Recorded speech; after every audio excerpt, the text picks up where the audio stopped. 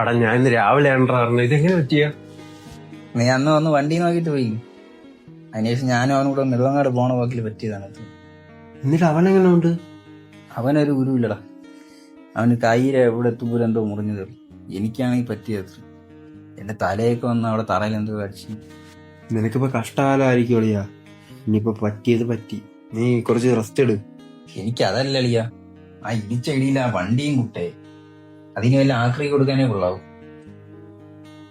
നീ തന്ന പൈസയുടെ പാതി ഹോസ്പിറ്റലിൽ സ്കാനിങ് അതും ഇതും പണ്ടായി.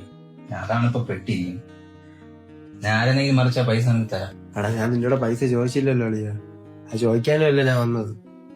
എന്തായാലും ഞാൻ തന്നെ മാസം അടയ്ക്കണം. നീ ബാക്കിയും കൂടെ വച്ചു, ഈ അവസ്ഥയിൽ നിനക്ക് എന്തായാലും ആവശ്യം വരും. ഞാൻ പിന്നെ പോട്ടാടാ, വീട്ടിൽ കുറച്ച് സാധനങ്ങൾ വാങ്ങിച്ചു കൊടുക്കാനുണ്ട്. ഞാൻ പോയിട്ട് വൈകിട്ട് വരാം. അളിയ സോറിടാ. എന്തിന്? ഇത്രയും കാലം ഞാൻ വണ്ടിയില്ലാതെ തന്നെ അളിയാ നടന്ന. ഇനി കുറച്ചു കാലം കൂടെ അങ്ങനെ നടക്കാം. നീ ഇതൊക്കെ കഴിയുമ്പോഴും നല്ല വണ്ടി നോക്കി എനിക്ക് എടുത്തു തന്നത്. ഞാൻ പിന്നെ പോട്ടാ.